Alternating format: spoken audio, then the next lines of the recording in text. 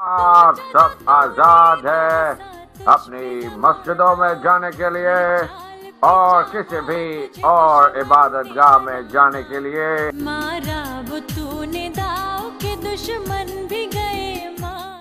नौजवान तहरीक पाकिस्तान में कायदे आज़म का हर अव्वल दस्ता था और यही हर अव्वल दस्ता आज हर पाकिस्तानी के लिए रहबर की हैसियत रखता है। डॉक्टर रफीक अख्तर भी उस दौर के ऐसे ही एक नौजवान हैं जिनके लिए बानी पाकिस्तान के साथ गुजारा हुआ एक एक पल जिंदगी का कीमती असासा है।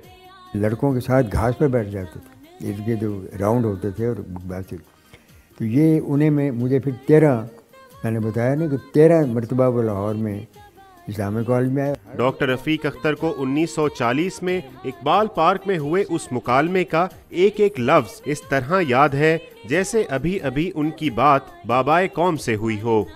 उनका व्हाट्स द मैटर बॉयज, तो हमने अपनी टूटी फूटी जुबान में बताया कि हम आपकी तकरीर सुनना चाहते हैं, वहाँ टिकट लगा हुआ है, हम अंदर नहीं जा सकेंगे।